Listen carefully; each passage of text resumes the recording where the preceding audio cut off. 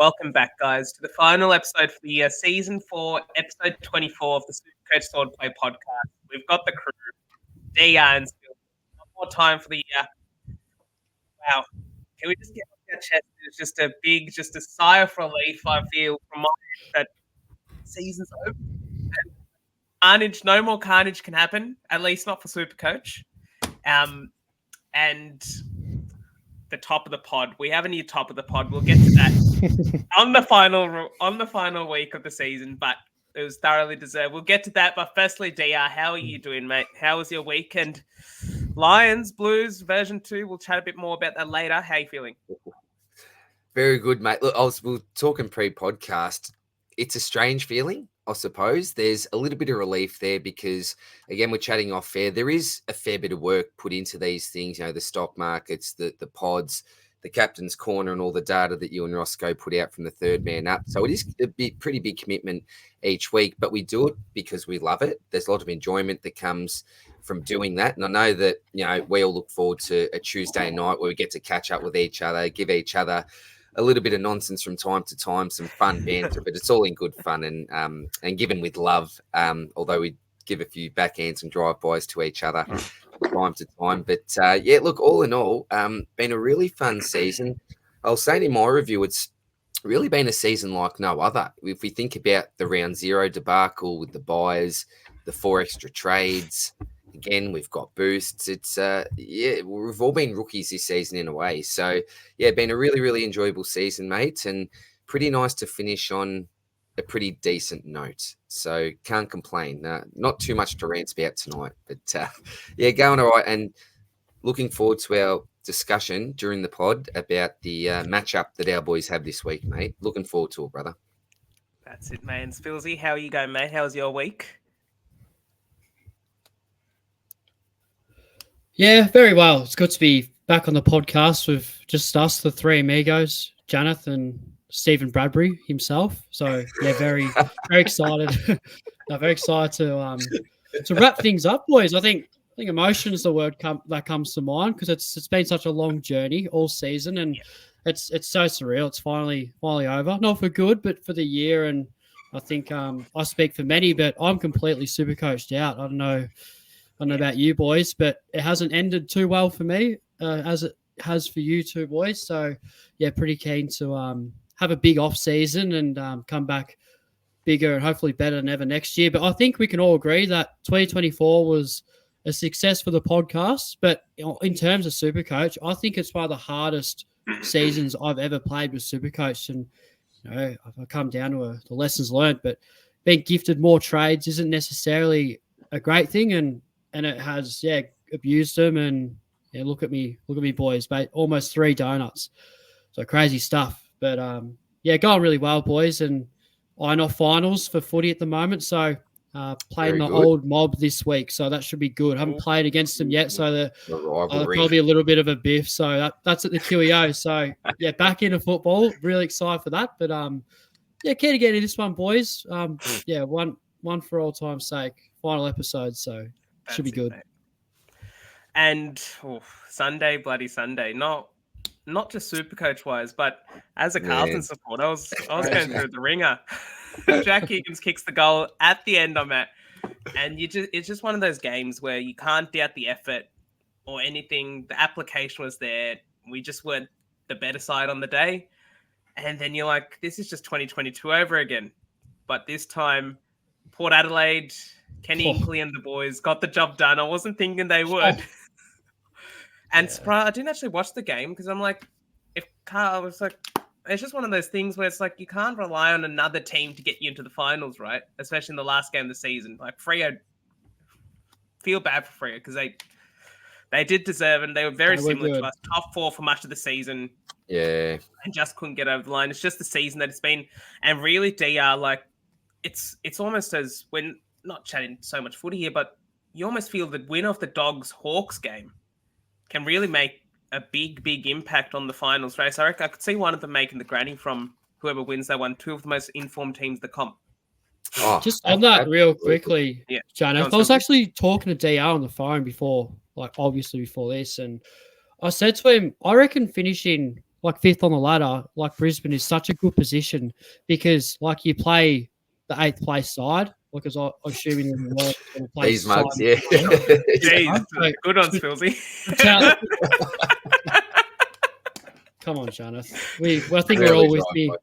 You don't want to play hockball. That's all I'm trying to say. No, we don't want to play hockball. That's right. I think playing elimination is good because who wants to play one game in 3 weeks? So like, if you played a qualifier, so I reckon being a home elimination final is actually a really good position to be in. So yeah, watch this space. I'm really can't wait about it, but the team we had on round 24 is not going to be the team we have in the elimination final. That's for sure. So no. that's the big wild card there. In terms of our Good Friday appeal, we end the year having raised $300. Now, in the coming weeks, possibly a month, us three, we're going to go along to the Good Friday appeal. There's some money as well, which DR has got from the cash leagues that he's run as well, which we're super grateful for. Going to put it together, go see some happy smiles, hopefully, on some of the kids' faces at the Royal Children's Hospital, which will be a really, really big sort of down-to-earth moment for us, which I'm really looking forward to.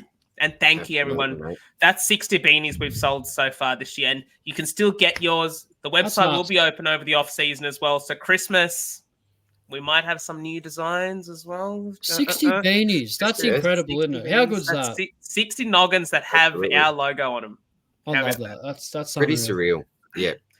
So thank you. If you want to go to supercoachswordplay.com, you can get your own beanie there, as well as the T-shirts that we're wearing, the hoodies DR's wearing as well. Yep. Now, we do have one extra, very quickly. We want to just give a very big shout out to our sponsor, Speedy Tees. Father's Day is this Sunday, so you can still get your T-shirts in with some express shipping. But look, honor Dad. What better way to do so other than taking him to a good solid lunch, getting a Bunnings Warehouse voucher? But Speedy Tees is also a viable alternative there as well. So go check them out. The producers of our quality merchandise as well, and they've really done a big job for us. So thank you so much, the team. Thank you to them. Speedy Tees. Yeah. Good on you guys. Great support. And the last addition to our Wall of Fame for the year, we've got Silver Pigeon. Very quickly, a big shout out for being so patient during our sort of turbulent mid-season stuff that we had to go through with some of the merchandise, which we haven't necessarily disclosed, but there was some challenges with getting the merch, specifically the T-shirts and the hoodies, but the Swordplay beanie and the T-shirt look epic on you, mate. So hopefully what a man. You can rep us out. And it looks like a pretty nice background there as well with the greenery. I like it. So great work, mate. Good luck for next year's on. We obviously want to see this Swordplay base expand as much as possible next year. I feel like we've taken really good steps this year, and we have more room for growth next year as well. We're part of the cash league as well. Took out some cash. He's always got the always a catchy. He always picks me off. I sent him a message earlier today, actually. He said, mate, you're not getting invited again next year. We reckon he was the last person. He's a great coach. He got the last spot. Yeah. Fucking you, Mark. I thought, come on, you should have got someone else, some other dad to join the so, well done, Mark. He's bloody good. Congratulations. He's no Supercoach slouch. He knows what he's doing. He's absolutely got me in a few leagues. No doubt about that. Absolutely. You know what, DR? This is where you give them a little bit of bad info and you just keep the good intel to yourself. No, I'm just kidding. Just be careful with your cash leagues, what you say. That's right, mate. That's right. On that note, I feel like if you were in many cash leagues this week, you would have taken everything in. We'll start with you, and this goes to show 426 for me, but still overtaken at the last post. Go on, mate. What a week. Well, unfortunately, I was knocked out in most of the prelims with all the cash leagues, mate. But look, to finish the season like this, it is pretty phenomenal. Now, I'm not going to brag about it. There is a lot of luck involved here.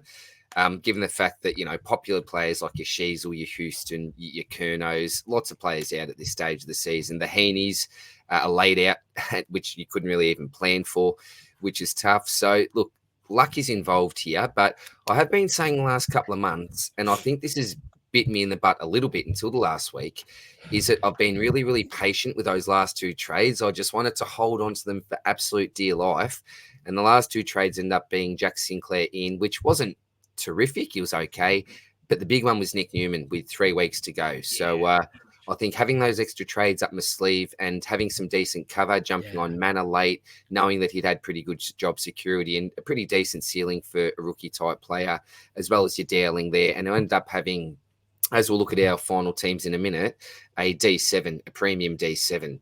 So, it was just one of those weeks where I didn't have any donuts compared to lots of people that did. Saw some really big ceilings. You had obviously your Dacos, very highly owned player. But the big one for me was obviously Chalky Neal and having the captaincy on him. So my boy rewarded me because I didn't obviously have Dacos. Then I wanted to go Flanders, but I changed last minute to Gorn. I thought, what have I done here? I've missed out on Dacos and Flanders. It's going to be a disaster. But Chalky came back and just rewarded me in a big way. So. He listened to me. He did, didn't he? Yes, he did 3 as votes. well. 3 votes on Neil. Yes, the great man. But all in all, mate, with a season rank of 392, it is my highest rank for this season, and it's come at the best time, obviously.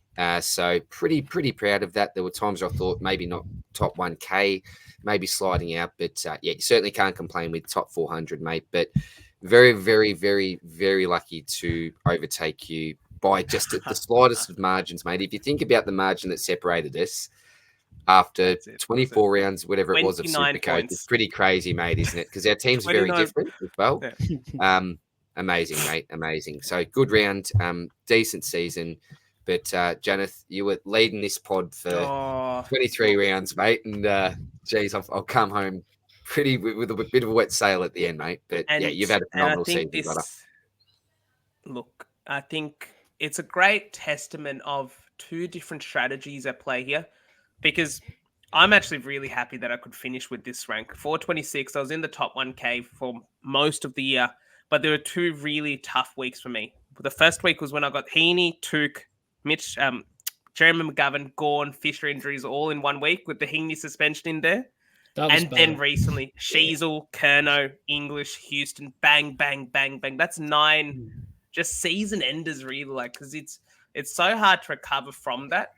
But the fact that I was able to just trade or captain my way to this rank was something I'm really happy about. And look, at the end of the day, English coming back to play in the last round is 103 points that I wouldn't have got otherwise. So it was beggars can't be choosers, really. If English got 20, it's still 20 more points that he would have got than if he wasn't playing. So same with Dowling and Fraser, 60 points, 123 points between them, 2 donuts saved. It's really tough. And look, you played it to your hand, because if Sheasel didn't get injured, if Houston didn't get suspended, this is a different story. Absolutely. And it's you got the perfect players, I feel, in a pretty nasty way, a little bit, but it was the perfect players for your team to prosper. He did wish for the carnage, and he did wish for it. He got it. You're going to bring it up. I wasn't going to say anything. But you're right. It was a few weeks ago, wasn't it, Spiels, where I said I'll most likely get my advantage here if there is. You're on the money. You are 100% on the money, DR. And the reason, the reason why I say the perfect play as well is they both didn't have DPP. And that was the killer. It's if you had a Humphreys in midfield, I know he got injured in the last round as well, but you couldn't move him up, and you're most teams have a Sack Reed. So I'm I got a That's where I went wrong. Boy. Sheasel D7, Reed D8, and you're stuff this. That's a donut automatically. There's no way to get someone back there. So VC Flanders worked, and it was Dacos, Flanders, Butter, Neil all going 160 plus in the last 3 weeks. Last week is just mental. Oh, sorry to cut you off very quickly. And the pig, it ended up going Dacos after this big captain discussion. He ended up with Dacos. We did mention it. What a man. We did chat it. It was boom or bust. Low or bang. We both said he's either going to go 160 or he's going to go 80. Yep. Neil pulled through as well, and Flanders. So it was pretty consistent that way. Well done, DR. You thoroughly deserve it. So, but again, it's one captaincy call difference between a 120 and a 150. That's it. Spilsy. Absolutely, mate. Yeah. Well, what I will say, Well, kudos to both of you boys. Crazy seasons, top 500. So that's an unbelievable effort, and I'd love to be there myself. But I think you make your own bed, boys, and sometimes you just have to lay in it. And it was like that with me. The only line that I was vulnerable in was defenders with no DPP. What happened? 2 of them dropped like flies. I owned both of them. Sheasel, Houston, gone. So I've actually scored like, it's a pretty bad score, this. It's actually a lot worse than I thought it was. I for some reason, I thought it was a lot higher. But, yeah, 2,322. So 2 donuts. And it may as well be 3 because I had Jones's, I think, 26 come on for Heaney, who I did not know was laid out. So if I knew that would have been the case, I would have had the early loop on Hutchison, who turned up. So that was very unfortunate. I couldn't grab that 100, which would have been really... No. But it doesn't matter, boys. Boy. It is what it is. Like this was a bit of a failure, to be honest. I think this will be coming to our lessons learned. I can't wait for that discussion because I've got so many that I want to chuck in there for people who take the game just as serious as we do to make sure they don't do the mistakes that I did this season that have come back and cost me. And DR, mate, you said that it was a... What did you say before? You said it was a bit of a fluke. It wasn't a fluke at all. You make your own luck. I mean, you're the most conservative out of the 3 of us, I think. You held those last 2 trades super late, and they worked out for you. And you got a huge advantage on the competition. And myself, burning my last trade on Rao, this one really hurts me, boys. I can't believe I'm saying this. Rao has actually outscored Rosie. I mean, come on. But that's classic Supercoach. What else is going to happen? It was always going to happen, though. It was always going to happen. It was always going to happen. Should have just kept the bloke. Should have just kept him.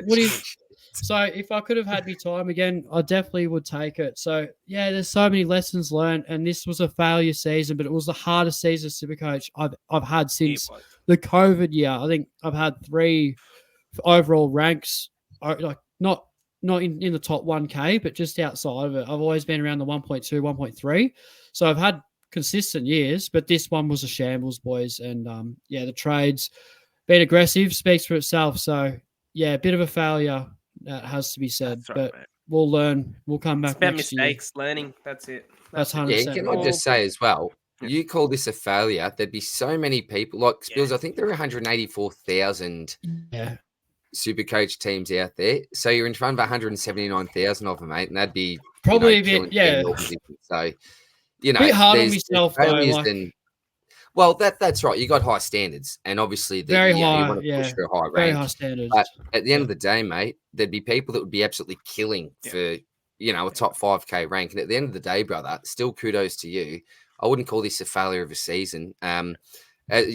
Do a bit of a Chris Fagan job, as Janath was alluding to. It's a season of learnings as well, mate, because it's been a season that it was so difficult to prepare for. There was a bit of guesswork and strategy, particularly the way that you started your team. So given the fact we've got a little bit of data on how things have worked, if it's similar to the game next year, you'll be so much better off for it, mate. We've all made mistakes. I got a little bit lucky with some of my pods and even the highly owned players that I had not getting injured towards the end. So don't beat yourself up too much about it, mate. Be really proud of that top 5K rank, brother. Yeah, exactly, mate. Well done. And I guess this bittersweetly brings us to the top of the pod. DR's done a Stephen Bradbury. And look, when you get beaten by 260 points or 290 points or something in a week, it was going to happen. He bet me my 29. I'll jump in here. I've got to jump in here really quickly. I didn't touch on this in my review. I was in one grand final on the weekend, and it was against DR. It was a pub stomp. 07 Geelong Sport all over again. It was a demolishing. Oh, can I bring this up as well, Spilsy? Yeah. In Abs' Godfather Legends League, I cannot thank you enough, JD, because you did me the biggest favour, knocked out DR in the semi-final. Because DR would have bet me in the qualifying, in the prelim, and the grand final. But luckily, it was like playing against the walking wounded. Shout out to you, Damon from SC Edge, because we had just as equally bad teams in the last round, but just got home. But thank you, JD. This was like the parting gift, is beating DR for me in the semi-final, so I could win the granny. Yeah, and a bugger off the DR. Yeah, the enrichment of that league. Like, he should be in the grand final. He's the best team of the year, but it was just one of those ones that didn't quite. He got knocked out in the semi. Yeah. Yeah, no good. But look, I was pretty damn lucky, to finish on top of that Content Creators League, on top of Abs and Janath. I remember saying last week that I'd need an absolute miracle. We thought it was an absolute lock that Janath would be top of the pod. It's just one of those freakish weeks, boys, and it is what it is. An interesting way to end the season for all of us. Really wasn't at the end of the day. Oh, it's a big leg to win that one. So we'll just go through some final teams. I don't think we need to exhaustively touch on, unless you want to bring up something we want to touch on in the learnings aspect of things. So maybe DR, we'll just do a very quick thing. How many players from your starting team do you still have in this team? All right, I'm not going to count Nick Martin because I actually traded him. We're not counting Martin, are we? Because I traded him in and out. No, recycled. Yeah. So no recycles. Okay, so I've got one. Do you want to name them as we go? I think it's eight. Yeah. Should be eight. Well, we've got Nicky Dacos here, obviously, who I had from the start. And originally, he was one of the blokes that I was not going to start. I was going to anti-pod him and then jump on after the bowl, which probably would have been a good move. But I've had Dacos from the start.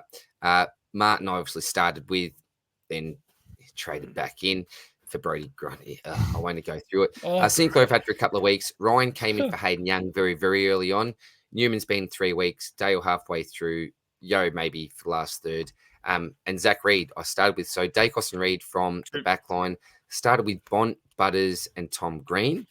Should have jumped off Green on his bye. That was the big move I was going to make, but didn't make that move either. It worked out in the end. I mean, if you consider it in totality, Green was a good pick, except in the middle of the season. 106 average for the year. That's not good for a mid. That's terrible. No, so but that would have been a crazy. He had a 5 in there. Yeah, got the 5 it's that 5. He's got like. I guess you can weigh that up. He had the dodgy. He had the dodgy period where he went 78, 79, 80.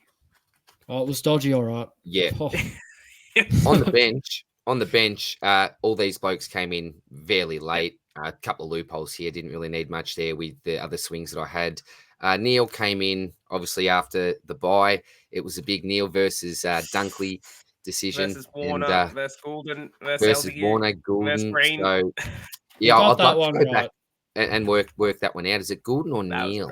I think it's Chalky at the end of the day. Zarek came in, obviously. Then Sarong, I got him pretty early on. The big mistake here, and it was an actual mistake. I thought that I had Dawson in, but playing around with it and woke up to Walsh.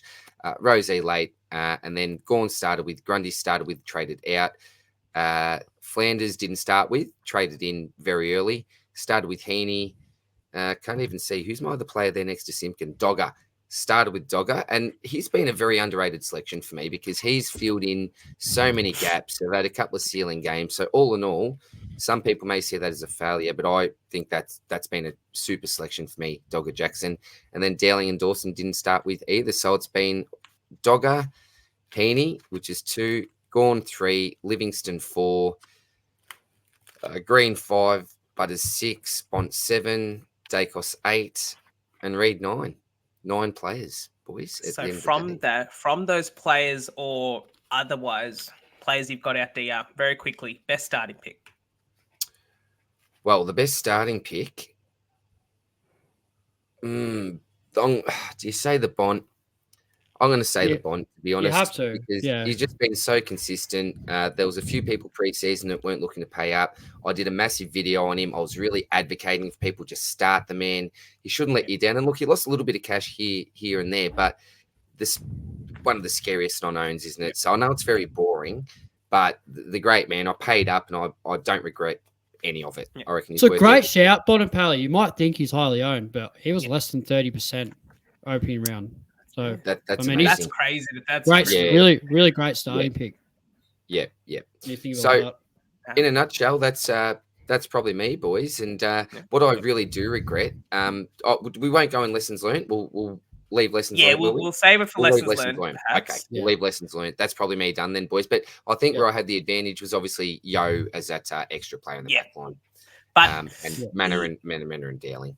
It's quite interesting because like having that flexibility, because looking at this team, you didn't cop anything.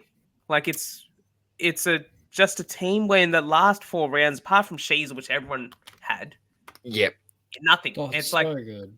untouched compared to this rabble. Having Yo on the bench, let alone, that's unbelievable in that week. Oh, In that week in particular. that is crazy. Absolutely, man. Yeah. Yeah. So All right, this mate. one, this team it held up for so long.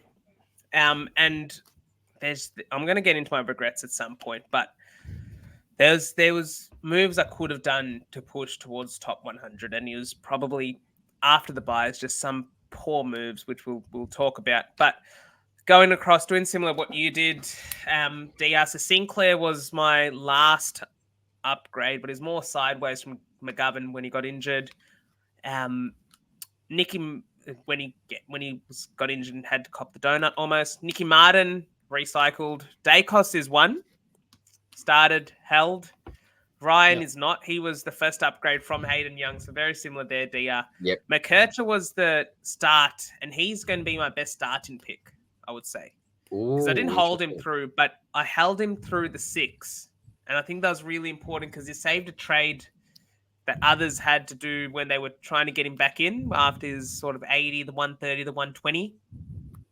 And so I think just go a bit left field. McKercher was, he almost matches Sheasel in a way. Like the way last year how Sheasel finished off. McKercher had a very similar sort of trajectory to that. I think is that something to look forward to next year if McKercher plays that halfback role. How it looks. Houston is another one I started, and also Sack Reed and Sheasel. So what is that? That's 4. That's 4. You held well. 4 defenders. The Bont is 5. Butters is 6. LDU is 7. So Sack Merritt brought him in midway through the season. Same with Tom Green. Same with Sarong. Sarong was, I think, he was about midway through the season as well. Dunkley, this was just the 50-50, and it's going to come back to one of my lessons is not to overthink or overcomplicate the obvious pick. And so being big on Neil all week and then changing over the last 2 days before it. And look, sometimes it helps to go with the pack. And I know a lot of people did this move, the exact move I did, and went Dunkley over Neil, but some players just are just class. They're class, and they get points because of the types of acts they do. Fraser, Heaney was 9. Rawlinson and Al Hawley with trade-ins. Is that 9 or 8? That's 8. Sorry, that's 8. Gorn was 9. Yep. English wasn't 9. English was the travesty of going Grundy to Marshall to English. Oh no, to Grundy to Marshall to Sweet to English. Even worse. That's rock merry-go-round, mate. Yep. It was so unnecessary. Because if he kept Grundy, it wouldn't have been that bad points-wise, and he would have saved you 3 trades. Would have saved me 3 trades. So that's a big lesson there. Livingston is 10. And in terms of the forwards, I didn't start any of these guys. So Flanders, Zorko, Caldwell, Simpkin, Jackson, Dowling, Kerno, Dawson, all traded in at some point. Okay. Yeah. Flanders was a big tick. And I think if we get Flanders as a defender next year, Sheasel as a defender next year, they're probably going to be the first 2 picked. I think it's going to be hard to go past those. Disagree. Yeah. Even at the price, there may not be value, but Flanders has shown that whatever role he plays, he's going to score well. Yep. And Zorko, he was, funnily enough, the only top 6 forward that played every game of the season. How about that? That's unbelievable. You would not read about it, would you? You would not read about it. That needling he's been getting, whatever it is, that's unbelievable. Working. Like, little just jab in the cup, I think it is here and there. Just amazing sort of stuff. So, hats off to Zorko. I didn't see this coming. If you had have asked me, do I start Zorko this year? Absolutely not. Stay right away from him. But circumstances, Kitty went down. There was a role there that opened up, and terrific in the All-Australian squad there as well. So, well done, Zorks. So, I think that was 10 players. So just one more than you, DR, I think. Or do you say 8 or 9? You said 9. Yeah. You said 9. So one more. But look, it doesn't really matter at the end of the day. It just shows how you can maximize your trades. We're going to you, Spilsy. Dark mode Spilsy. Look at this. Just adds a bit of class here with the old dark mode. There is no class about this side at all, boys. This is a shambles. Absolute shambles. So I think I'll quickly assess the damage. So yeah, we got two. We got two donuts in defense. So Captain Houston, he was useful for the Lockie Nil VC, I may add. But then so bad. Look at this forward line. So Handy didn't play. Wouldn't you like to have Hutchinson's 102 come on? But I didn't really care if you put about the emergency on Hutchinson. Spills, you would have got who the score played as well. He played early. That's why it would have made more sense. But usually when you got a full playing forward line, I wasn't really looking to loop. So it didn't matter. But it turns out it actually did matter. So that's just sums up 2024. It's actually kind of funny, isn't it? Like, we can have a laugh about it if you want. It epitomizes your year, doesn't it, Spills? Like, not in a malice way, but it's like so close, but yet so fast sort of thing. Yeah. That's it. Yeah, that's it. And like, before I get into how many I started, like, feel free to if you boys want to just have a bit of a laugh amongst yourselves, like, I will not take that. This is not a bad team, mate. It's not. This is a totally fine team. I'll be honest, it's just too much here, mate. We copped it. We both copped it in defense, because what are you going to do when two of your defenders that don't have DPP get injured? Yeah, you're cooked. And it's been really frustrating because, like, with a fully fit team, it's a really, really good team. But the problem is, when it has been fully fit, I haven't been getting the captains right. So I haven't had like the best of both worlds, which is just super frustrating because I really like my team. It's just very unfortunate, and I wish I had have banked a trade or two. But that will come into the lessons learned. So players that I started with, so Harry Sheasel, number one. Obviously, I was sort of held against my will. Couldn't do anything about it. Just had to cop the double. I was, mate. I had to cop that double donut. So it is what it is. Gone for all money there. I think he's the only one in defense. Houston was in Zach Reed, you would have started with him. Haven't had to worry about Zach Reed in a very long time. So yeah, he's number two. So Houston could have been, but I didn't actually go through with him. He was in my team reveal, didn't go through with it. Same. Backed out of that one. So 2 in defense. You got the Bonds. He is number 3. Did we go Butters? I can't remember. I wish I remembered. Like you went Butters.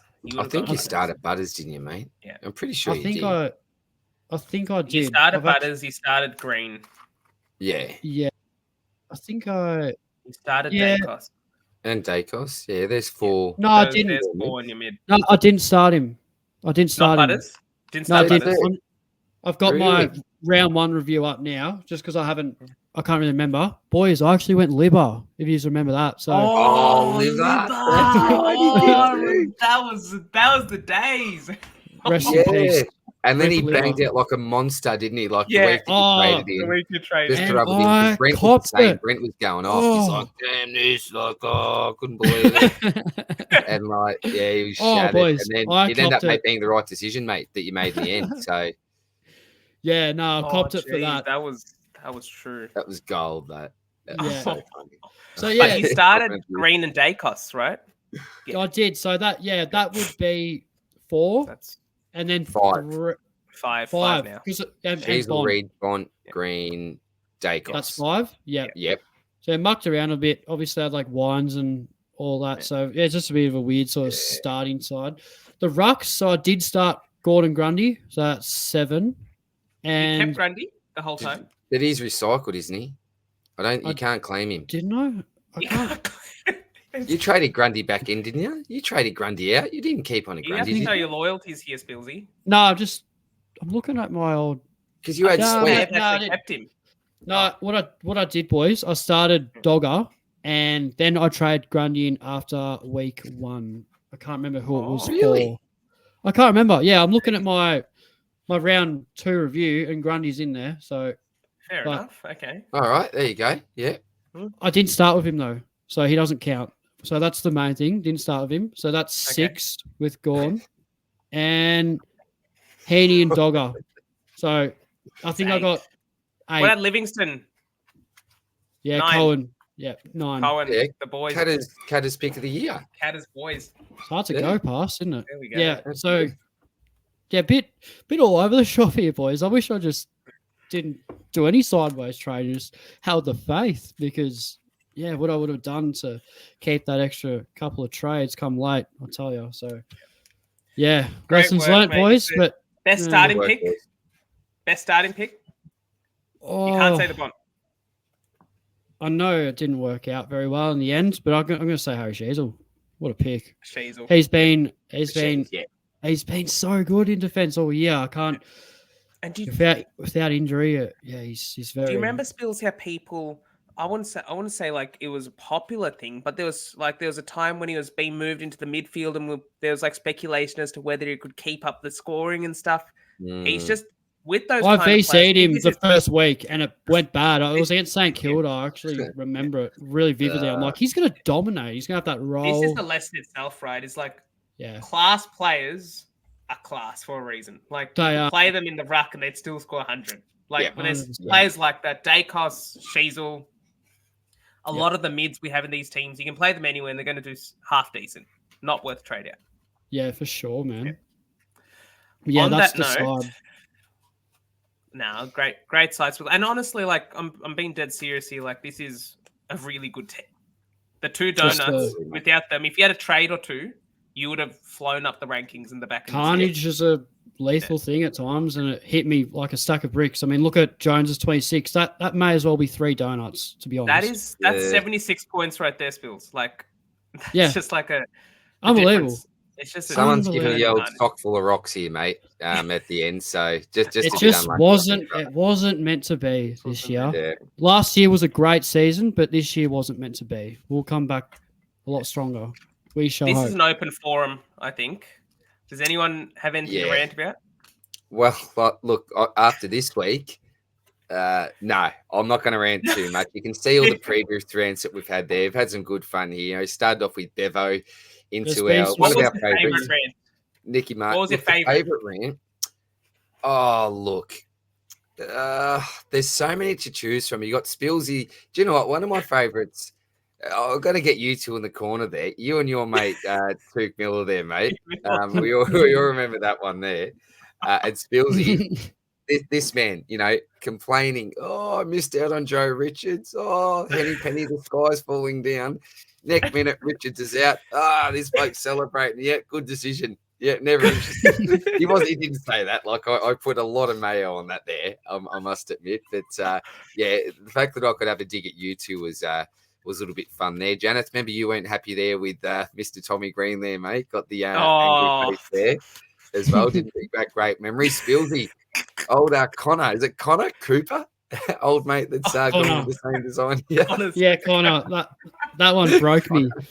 That upset me. A bit of a roast. That really upset me. And I remember talking to Steve about it after, and obviously yes, I'm like, I'm a bit flat about this, and I feel like I hit him a bit hard in the potty, and he's like, nah, mate, you didn't at all. You got to own that.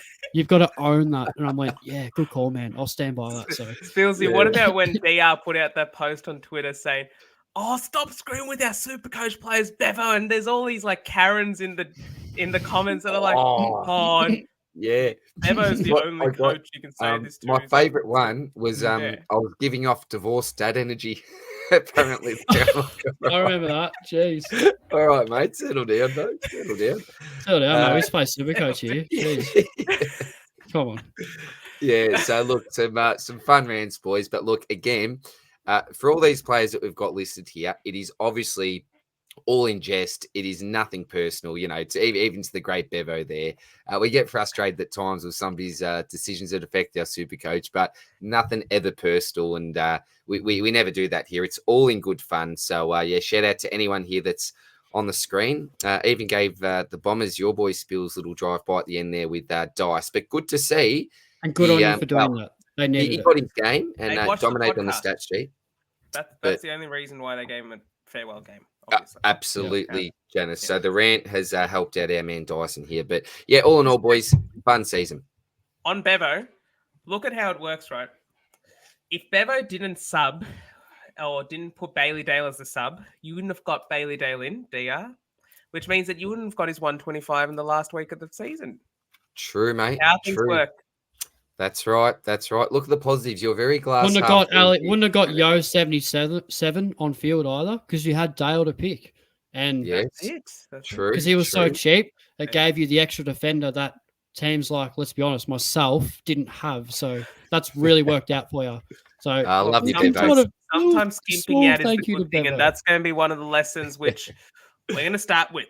So the first lesson that I have is that I didn't necessarily do it too much, but I know that when Raul was at 650, when Merritt was at 630, when basically all the gun primos we wanted, Luke Ryan 650, Sarong at these gigantic prices, and I think one thing we got carried away a little bit this year is knowing that these gun players, we had so much cash gen at the start of the season, we just thought we could go shopping with an unlimited budget.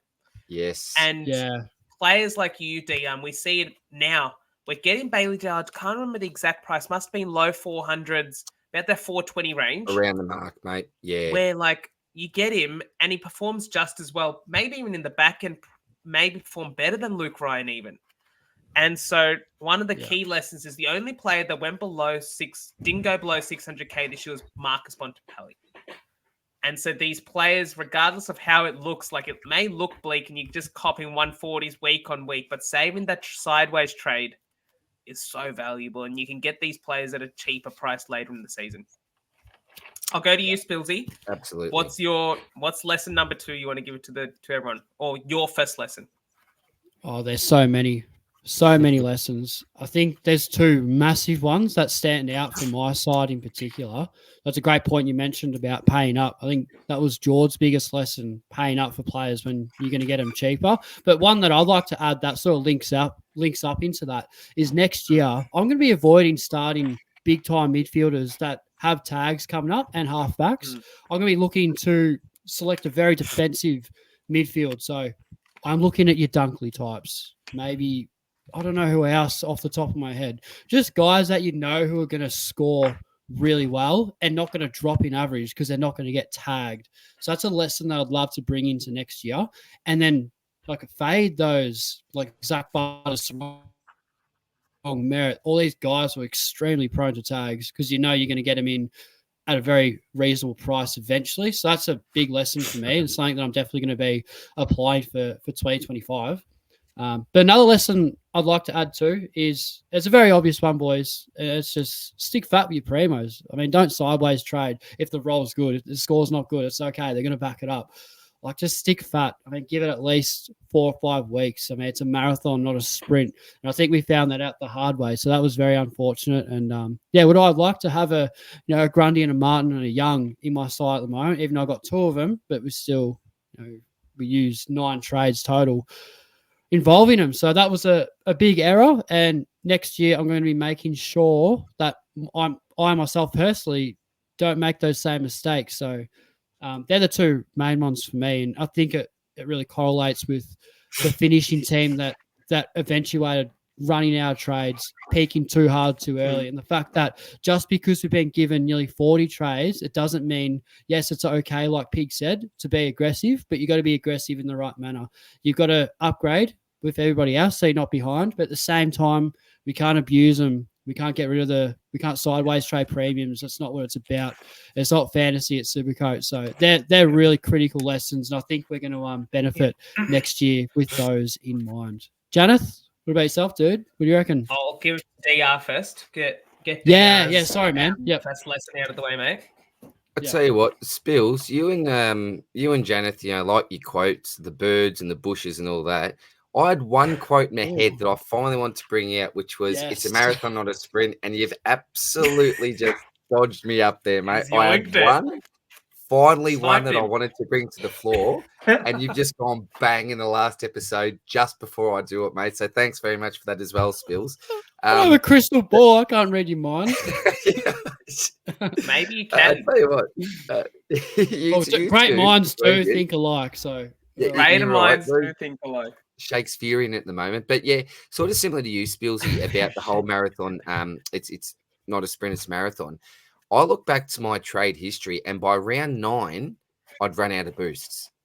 by round 9. Yeah. Now, surely I Crazy. didn't need to boost 5 out of 9 rounds. That's absolutely crazy. Now, you talked about the fact that I got a bit of an advantage by being a little bit more conservative towards the end of the season. I think I was probably a little bit too aggressive at the start, mate. So I need to get that balance right, I think, a little bit better. And you also brought up, Spills, the fact we've got these 4 extra trades. And, you know, at the start of the year, mate, I thought, oh, look at Supercoach now. I'm used to 24 trades back in the day. We've now got 40. We've got boosts.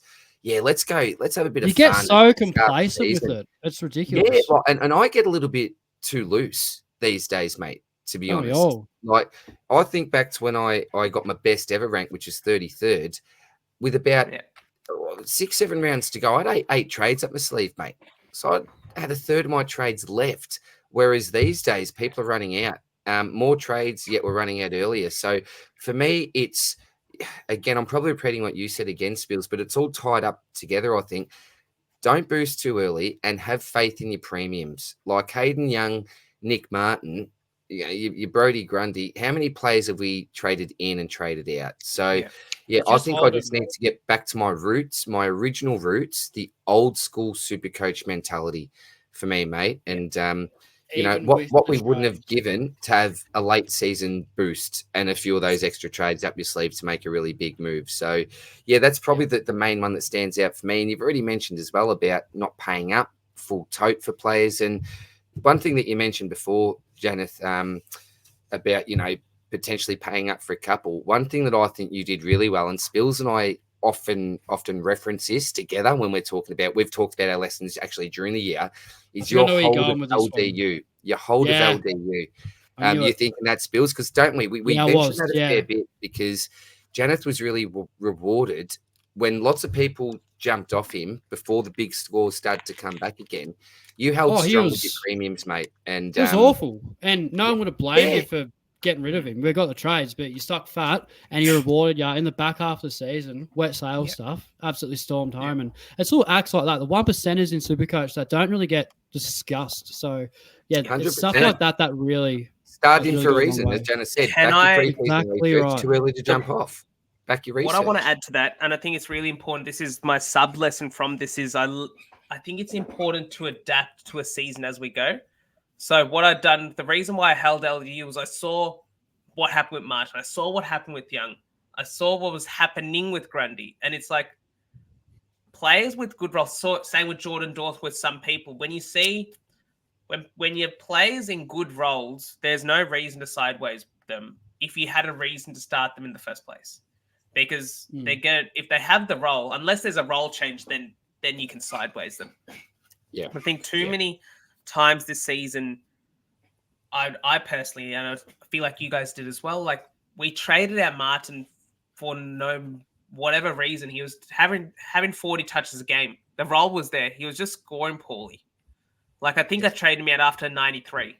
Like next season, that's the 40 trades part of thing. And as a podcast, I think we need to be better in that regard. For sure. Yes. We set the bar high. Yeah. We need to understand that 93 is not a bad score. He had in the game against Swansea 31 touches. It's fine. So I think we, as a podcast, should have pushed more towards holding rather than doing the temptation, the old birdie on the shoulder saying, trade him. Yeah, I know. And it's an icky trigger finger. Afterwards. At that point in time, we've got to remember as well, it's just opened again, and we're like, we can trade again. An addiction. You know, it's aggressive. It's hard. It's hard not to, isn't it? Because you hear about other people as well, like, I'm getting rid of this guy, and like, I'd love to have this other guy. How did I not get him? I've missed out on him. But again, back to the old lesson: marathon, not a sprint. Just because you missed out on someone about a hot couple of weeks doesn't mean it's going to continue. Look at Caleb Sarong. What happened with him? We thought this bloke is not going to slow down. Then the tags come and the scoring dries up. There's very rarely people that keep the price, and that's why I love Bond, because you can pretty much guarantee he's not going to lose too much. You pick him every year. You don't overlook the Bond. Just pick him. You pay 700 for him. Yeah, he's one of those players like Dunkley. You know that they're not going to get tagged. So rare. It's rare air that you can be that consistent and not have those massive price fluctuations. And Bond's someone that gets tagged here and there as well, but he's a different beast. The rules go out the window for Bond. So, pretty good summary, I think, so far, boys. Anything else that There's another you one wanna I bring want to up? add is, Yeah. I think this mainly applies to me, and it's somewhat comes with trying to play 4D when everyone's playing 3D, and it's not overcomplicating. Don't overcomplicate picks because Yeah. look, I'm not going to sugarcoat it, but if I pick Neil at the time you did DR, I bet you by 200 points. And it's Jeez, like is that the difference? There you go. Wow. That's Alright. unbelievable, One isn't it? it might be more, but it's like it was looking good. Dunkley was ahead of him by 20 points about 5 weeks through the trade, but that's where it's like Neil does so much more than what Dunkley can do at their baseline. In terms of the touches, they accumulate inside of things. He's looked after a little bit by champion data because they really reward the efficiency and the ground ball gets, and that's yes, Dunkley does it, but it doesn't matter if Lockie Neal's 32s. He just does so much to maintain his body. Rarely gets injured. He's the ultra professional. Yeah. And the other one, Rankin versus Sorko. Like, again, it looks good if it comes off, but the risks associated with when everyone is going to Zorka, he's got the matchup against Richmond. You know he's going to do well. But you go to Rankin as the 4D play there. And look, if it worked out, because I was playing for the scheduling and it was like if he got 125 and he didn't get injured, it may have still worked. But the fact he got injured is the part that ruined it all. You're not giving yourself enough credit for that trade. Yeah, it may have worked. Every sign, Janath, was pointing to that working and working well. And that was the time that you wanted to jump on in current form with that schedule. I'm not saying this to rub it in, right? I just think you need to give yourself more credit. And that's when it comes to the luck side of things. Yeah. No one can predict that the bloke's going to do what he did in the last, 20 seconds of the game. People that didn't trade him in were kicking themselves in a big way as well. Like that was such a good trade-in, mate. And that's when the luck of this game just unfortunately came to bite in the butt. And, you did those calculations there. I did some quick calculations. If I had have traded Sherry in instead of Grundy, I think I'm very, very close to the top 100, with a small move like that. So isn't there just, and Spills mentioned, it's the 1%ers a lot of the time. It's those 50-50 decisions that can have such massive, massive impacts in this game. And it's that luck side of things.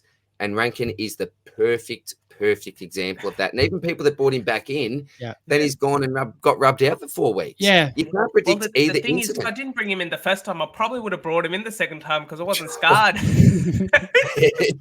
That's a good call. That's a great call. Janath's lesson was don't bring in Isaac Rankin. He learned that lesson and he applied it. So, oh, jeez. But no, it's very. You go, Janath. That was basically the premise of it, and then tying that back in with no sideways so we did the early season sideways, but I think the late season sideways hurts even more because you've got players now which are underperforming. So they're in good roles, but they're underperforming, and you can get a better player that's playing in a better role around the same price. And that's the big one I think back to is Jack Steele versus Jai Caldwell. Now, there was a positional need to get Caldwell in, but I didn't have to get rid of Steele. And in that week, if I got rid of Took, that trade would look perfect. Oh, perfect. But it's like, it was almost tough, like karma. Like SC gods were saying, oh, you sidewaysed this player, I'm going to injure the other player. Like that sort of thing. Like it's just one of those things where, one, you need to make sure you trade out the right player when you're sidewaysing. 2, the player you sideways out can't perform well. And 3, the player you sideways in has to perform well. It's a 3-pronged thing. It's very rare that all 3 of those work in the one trade.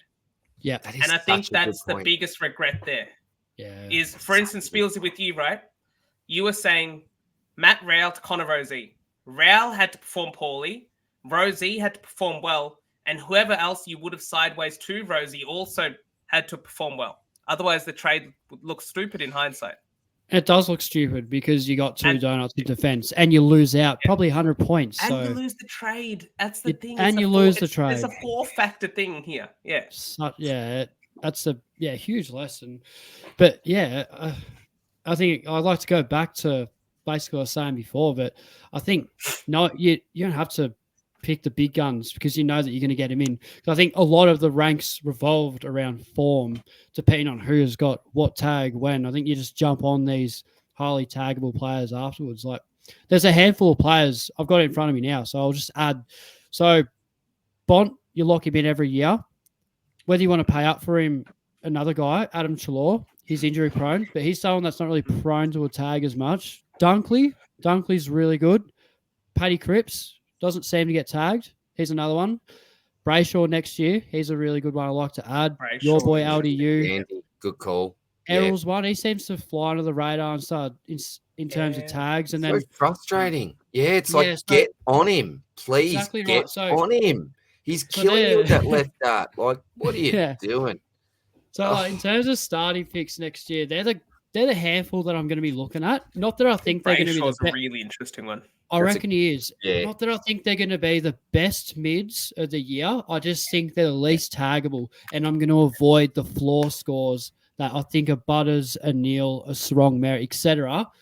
will pull out after a Bedford tag or whoever. I mean, there's like 4 or 5 taggers in the comp now, and they've been killing sides. So yeah, I'm loving this chat, boys, because I got great lessons. Yeah. Pardon? What's that? Sorry, mate? Five of Brayshaw's last 6 were 127 plus. That's nuts. He was definitely carrying something, and I think that was reported. He was. I think that was actually confirmed. The ingrown toenail or something. It was a really random one. 604K to start next year around. I think that's pretty handy to get that. Lock that in for me, just based off this lesson. And still a bit though. 600 strategy that I want to. It's a bit. It's not value, but for what he can produce, he's not 630 though. Tag, yeah. No Fife. Yeah. No Fife. Probably. That's good for him. Yeah. But I think the tag definitely goes to Sarong. Yeah. If not Young. Now. Yeah. Young is so damaging by foot. I think Brayshaw's the last person in that Freo midfield you tag. So he's like a real standout of someone that I want to start. Replaceable in the midfield. Like you can move him to a wing and he would still get his touches and he'd still have his impact. But you can't move Young to a wing. Like you'd put Young and Saronga in there. Matty J, my boy Matty Johnson will come with a rush next year. Matty so J. One of those things to watch out. You're going to pick him, Janath? Would you pick him as a bit of a... I can't pick him. He's a bit only. I don't mind Young as playing off half forward as well. Like that left foot to live an inside 50. He's so good. Hey, I love Hayden Young. Saw him live, kick that goal in like the first 20 seconds, and I'm like, bloody hell, this bloke's got the best peg I've ever seen. Boys, what about this one? For next year, target any cheap ruck starting as a sole ruck in their team. Tristan Cherry, no competition all year. Bryn Teakle comes in. He doesn't even touch his role, basically. If you get a 300 to 400K ruck, like Cherry was primed, and looking back on it, it makes so much sense that like North didn't want to give him up for a second-round pick, even after he'd requested trade. He was already going to be the number one ruck before he had, was it a finger or an eye or something that he did at the start of last year. So it's basically a year behind what they hoped North Melbourne, and like he delivered. I think it's either that. It's either that strategy or you just lock in TDK, who I love. And I know you probably jump in and be like, look, there is a pitnet factor. Generational. He's not going away. He's ceiling. It doesn't matter. I think he'll keep him outside. I think TDK's ceiling is ridiculous. I'd love to just start him and just see what happens because he is nuts. Like 5 round of like 145. Never forget it. The thing is, feels like if we do get word that TD can Pidnet play in the same side, it'd be actually quite interesting because I know at the start of this year, TDK in the first set of DPP was actually very, very close to getting DPP. Ooh. And he missed it by, I think he had about 32 or 33% forward. But then as he went into the sole ruck, his sole ruck status just kept petering that out towards the forward. Because he's so good. Yeah. But we'll see if something happens. I reckon we'll get a good outcome with TDK next year. Hopefully he just goes to the moon again. Yeah. Is there any other lessons that you boys want to add before we move on? I think I'm pretty good for now. I'll keep it simple. We've summarized it pretty well. And look, there'll be new lessons. The last one. And boys, I think possibly the most important one. I can't believe we forgot this. Back your guts. Back your gap. So many times. And look, there's a little bit more pressure when you are creating content, I know. to back your gut at times. And that's something that Pig was alluding to when we had him on last week as well. But if you're 50-50, you're not quite sure. There's been so many times I've said to myself in my own head, why didn't you back your gut? Why did you make a last-minute panic decision? You know, you don't need to go through with the crowd. Sometimes it's good to, but if you've got a feeling, back your gut. That's probably something, I think, a good way to sort of bookend the lessons learned combo, boys. Yeah. Great work, mate. Well done, boys. Very quickly, we're going to change the mailbag into just a very quick discussion about the Swordplay Cup, not 2023, version 2, 2024, between Carlton and Brisbane. I think this is, we're $3.50 outsider. I think that this number will get crunched a little bit. Take him to the cleaners, DR. Next week. Take him to the clean. Get stuffed, Janath. we were talking where is that vision? Well, I don't want to see it again. Can I say, we're talking pre-podcasts that Spills needs a scarf, half Lions and then half Carlton to be, Blues. You know, just on the fence with this. As soon as we brought this up, he's gone, bang, stuff you, Carlton. Let's go Lions. So I don't know who impartial is going to be here, Janath. But, yeah, me, the guy whose team's not in the finals, let alone hasn't won one since I was in kindergarten. So, look, I'll just sit this one out, boys. Oh, yeah, because you can imagine Spills, all these Carlton people on X that would to hear that. Oh, they wouldn't be happy. Oh, how many days since you've won a final type thing? I've already addressed it. I've already addressed it. As a Blues fan, like, you boys understand, like, I'm a footy tragic. Like, it's good seeing Essendon in finals. It's good seeing Collingwood in finals. Like, you don't bear hatred to other teams, which some people do. But it's like, I just feel bad for Essendon. And it's not like a pity way where you're like condescending or anything. It's just like far out. Just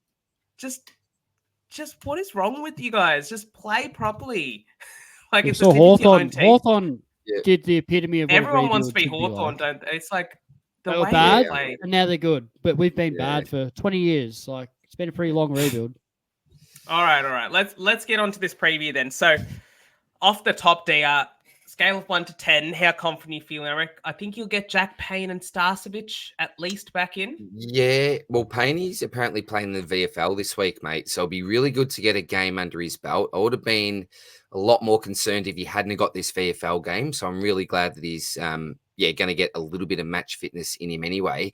Look, confidence levels, if you think back to our very, very early meeting at the Gabba this year, mate, you boys got the chocolates. It was a close one, obviously. Tough one, but I'm not overly confident here at all. And what people have to remember is we're not going to be playing the Carlton side that rolled out last week. We're going to be playing a Carlton side that have a lot of their star players back. Now, will they be potentially a little bit underdone, maybe, but it's a very, very different task, I think. And I think both teams are going to be really hungry. To answer your question, confidence level-wise, I'm going to say I'm about a 7.5, mate. So if you ask me, do you think the Lions will win? I'm going to say yes, not with great confidence, but I think, we can get the job done. But I've learned, mate, over the years, but when you're overconfident, things don't work out well. So I'm going to try to be humble, respectful to Carlton. I hope that we'll win, but I'm certainly not booking the final tickets for the week after, mate. Put it that way. Sydney. Yeah, Sydney. Yeah. Now, if we're going to go to the Gabba with the team we played against St Kilda, we're probably going to get smashed by 100. Here are the names that I think are going to push for selection: Charlie Curnow, Harry Mackay, Tom DeConning, Mitch McGovern, Zach Williams, possibly Adam Chera, Jack Martin. I don't rate him, but no, I can see why. A whack to Jack. Yeah, see you, sir. Jordan Boyd, and possibly the biggest wild card of them all, an ex-Lion. There's more. Did his ACL at the ground earlier this year. Sam Doherty. Way. He is pushing for selection. And we didn't get a mid-season pick for him for this exact reason. The ultimate professional. He is pushing. That's how I really hope he gets up. If Sam Doherty plays, my confidence level goes down to a 7. I'm going to take a 0.5 off just for the heart, the emotional soul factor. the emotional factor that he'd give you boys. Yeah, That's wouldn't pretty be big. great for Sam. Not a great outcome for the Lions, I don't think. But It's, look, there's some handy names, mate. Look, let's be it's honest. so hard to predict. You can't do a deep down analysis because you just don't know what team's going to be on the park. That's all. Well, are you worried that some of these plays may be a little bit underdone or not? Does that concern you or not? Or are you looking at it more of a positive? These guys have been able to rest their bodies. They've been able to have some time off. Maybe some of those niggles they've been able to potentially get over. Which way do you look at it? I think the way I'd look at it is I would trust whatever team is put out there, I would say isn't underdone. Because of these players, Achera, if he's 90%, I'm not playing him. He hasn't shown enough as a best 22 player this year to say warrant automatic selection 90%. Like a Kerno, you take 90. Mackay, you take 90. DeConnie, you probably take 60. 60% just because you know what he can do. Achera is, I'm not going to say he's replaceable, but he's replaceable given how he's played this season, sort of thing. Like a Doherty, you wouldn't play him at 99% because you can't risk him doing an injury again.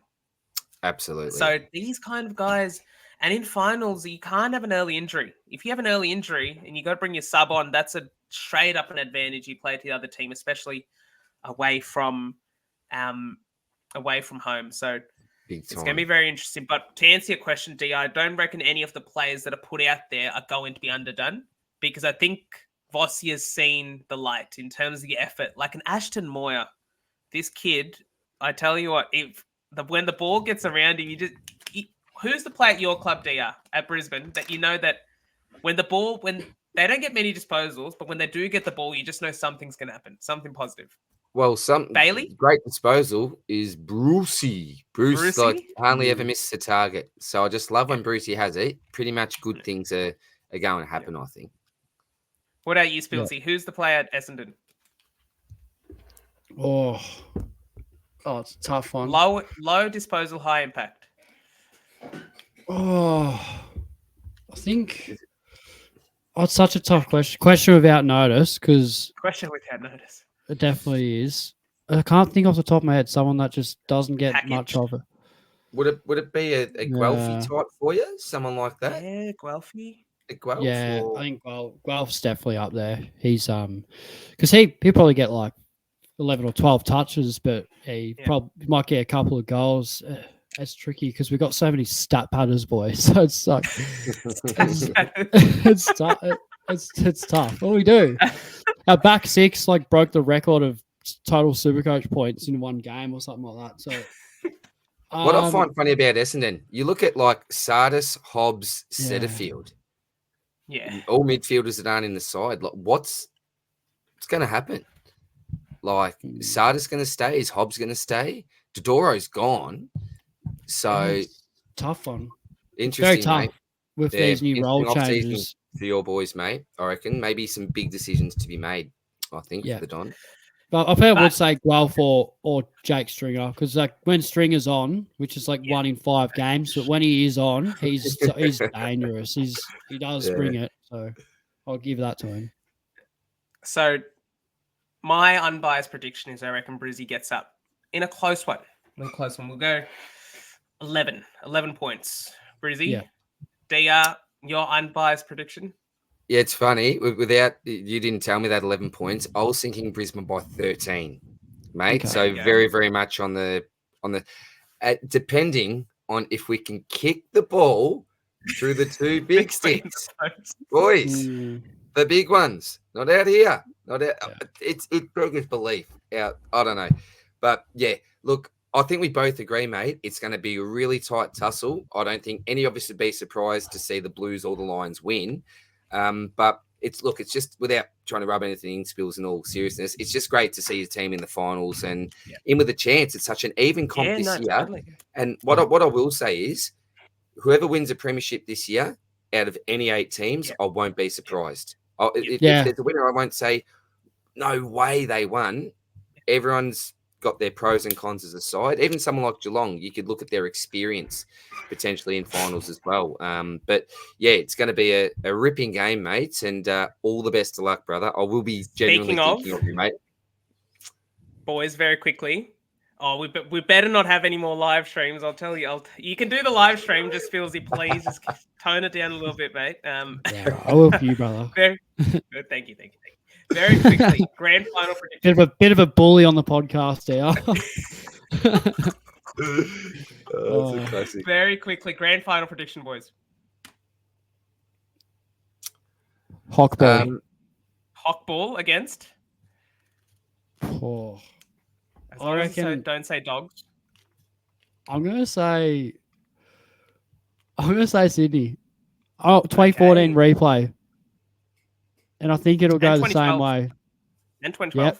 It'll be 2014 because I think it will go the same way. I reckon the Hawk. Oh, you're right. I see where you're going. Okay. Quite literally. But that Hawthorn? is such... Yeah. Hawthorn. Okay. All right. Jeez, you're going all the way with Hawkball. I saw enough on Saturday. They absolutely... I can't believe what I saw. It was a pub stomp against North. They demoralised them. So they're in great form. Would not want to go up against them. Bit stiff for the doggies because they're so good this year. But I think the Hawk are going to be the form of the competition, and they might benefit with that week off, or in 2 weeks off in. I can't remember what it was. 3 weeks off, 1 game, something like that. So, yep. I'm going for a pod, boys. I'm going for a real pod and going against you here, Spills. I'm going to say it's going to be a history-making grand final. The Dogs and the Lions are going to be there in the final day in September, boys. We're going to come outside the top 4, both teams, undefeated until the grand final, I think. So I'll go something a little bit different because, as I mentioned before, I wouldn't be surprised to see any team win it. If the Dogs can get over the Hawks this week, Spills, I don't think there's going to be any other side they're going to be looking forward to playing, and put it that way, mate. Bloody dangerous side. So, the American Aces Cup. I like that. That'd be a very interesting episode with ads and dunks. Oh, wouldn't it? Week leading. True. The anticipation for that is real. So that's the one that I do hope that could happen. I hope your boys get up there, because they're bloody. Mate, I'd go missing for 2 weeks. I would go missing for 2 weeks, mate. Send the search the party whole off season. I'm telling you. Yeah, he's gonna have a Collingwood style off season, DR. Yeah. Oh, mate. Oh, who knows what I'll get up to. My prediction is a 2016 grand final, Swans Dogs. But there's a caveat here. The only way this grand final can actually happen is if the Giants win this weekend. So Giants beat Swans. Swans take the long way around. Dogs take the long way around, and we'll see in the grand. I didn't even final. Factor that in with mine. Can Hawthorn happen as well? Swans need to lose happen? again. Yeah, it's the same with the Dogs Hawks, but the Swans need to lose again first week. Otherwise, it's going to be hard to see them lose week 1, but it's really hard to see them lose. Don't know. Your one can happen. You just need to. They're on opposite sides of the bracket anyway, so they won't. That's not. Yeah, that's all. Yeah. Oh well. Who knows, boys? Who knows? It's going to be a very, very interesting final series. I can tell you that. And can I just quickly jump in and say, for anyone that sent a question through to our mailbag this year, thank you so much for any comments, questions. It makes up obviously a big bulk of our podcast. Hopefully we gave some good advice.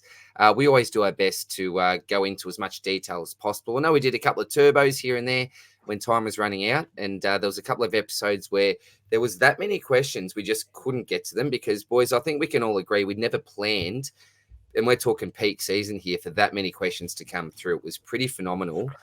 Very humbling as well that there'd be that many people that would be after our advice and all the rest. But thanks to everyone that did send a question through. It really does mean the world for us, and we really enjoyed asking questions, and hopefully you got a little bit out of it with our advice anyway.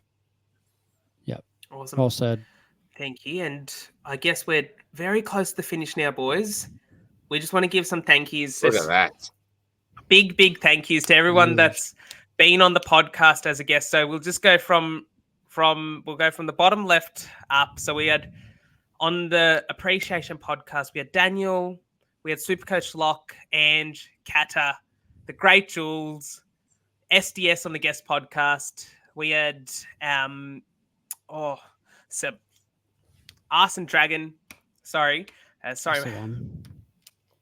I was off my head. Arson Dragon on the community podcast. Pig, the great Pig. We had Dylan on the Supercoach Appreciation podcast. Jono made an appearance in your videos, DR. Obviously, your boys, our boy George as well. Causa, similar. We had the great Freo Tragic on our Appreciation podcast. Nicky Martin repping our merch. How about that? We didn't get the Bont, unfortunately, but we did get as good a looking man, Ross, on a couple of weeks ago. Bevo just always loiters around our podcast as well. Just loitering. Yeah. In the background. He's always And watching. then- In the background with the shade. And then obviously we had us three boys, the Rocks, the Foundation, as well as that. Thank you to our sponsors once again, Speedy Tees, for supporting us throughout this year and making sure that our merch line was able to get off the ground. Is there anyone else you boys want to thank? I want to just thank you too for hanging through this year. It was just every Tuesday is my favorite time of the week. It was this year. I thought we just went to another level, and we couldn't have done it without each of us putting in the time and effort to do so. And yeah, truly grateful for the friendship we share, boys, and looking forward to catching up in the off season before a big one next season, season 5. 100%. Oh, very well said, mate. Very well said. And look, a big shout out to anyone that's tuned in. Even for those people that didn't send through a question or a comment, just your viewership each and every week really does mean the world to us. I know that when I was going through a little bit of a tough time with the family, a little bit sick myself, the community just came through. Janath organised that lovely video. When Janath was gone and gallivanting overseas, I know that Spills and I, there was a big hole there. And obviously the welcome back video with the old welcome back Potter music in the background as well. And I think it just goes to show how much we generally do get along and care for each other like brothers. We're not blood brothers, but we're as close as you can get, really. And to think about it, boys, we think a few years ago, we didn't know each other from bar of soap. And this great game has brought us together and delivered me two of my best mates in the world. Yeah. So that's the best thing about it for me. Everyone here on the screen just means so much to us. That you really do. It's your friendship. It's everything. Oh, it's so much more than a game. Isn't it, Spills? That is, it's more than a game. It is more than a game, absolutely. And I know that when any of us, Spills, when you're going through a bit of a tough time there as well, mate, the response from the community, unbelievable. From people it was crazy. No, I didn't. No, I had no idea. It was unbelievable, really. That was a really tough time in my life because it was a breakup that was extremely unexpected and it knocked me around really hard and I couldn't shrug it off. It was bringing me down. But then, fortunately, you got the community that was up and about, and the amount of traction that those tweets got from myself was unbelievable. I completely underestimated that, but that's a huge reflection on everybody on this screen right now, and so on. There's obviously so many more people that we didn't get on, and that are huge in the community. And I think that's the best part about Supercoach and Twitter is that we've got that. And even with you two, I obviously bet DR first, but didn't know DR at all for a bar of soap at the start of 2020. And, one phone call led to another. We're doing, our first podcast. And then I think I met him in 2021 and I actually came over to his house, his family stayed over. And now you boys are close to me best mates. And yeah, like brothers, it's an unbelievable, bond that we got. And yeah, Janath obviously coming in a bit later and one of the nicest blokes I've ever met. And I mean that with the utmost respect, just such two really good lads, I think, that have come into my life. And I think we all just bounce off each other really good on the pod. And how good's the community, boys? It's just, I can't speak any more highly of it. I think we do. It's crazy good. We love it. So thank you to everybody. Thank you. It's really awesome. It's like one of those things where you can't thank everyone enough because without you watching, there's no us. We're not starting a merch line if no one's going to buy it. Exactly. We're not going to put out videos that are 2.5 hours long if no one's going to watch it. It's just, and they are. But the views have been madness. I mean, we're getting racking up 3K views on a podcast. That's crazy for a Supercoach pod. I mean, I never thought I'd see the day. And it's us boys. How good! This is our program, something and to be proud about. We absolutely. It's bloody great. Really awesome. So, thank good way you to finish from the bottom of our hearts for everything. this year. We're going to be back bigger and better next year. That's for sure, though. So stay tuned for all of that. Boys, anything you want to add at all? Go on, you must have a quote here lined up, Spills, for the last one, haven't you? Or have you used the marathon? I've used them all. I've got none left. I got none left, boys. I got nothing left in the tank. I'll repeat a quote from last year. I'll repeat a quote from last week. From last week. All right, mate. Finish this off, brother. Let's go. Don't cry because it's over. Smile because it happened. I think that epitomizes this whole year to a T, and I think that's a great way, boys. Okay, Essendon season.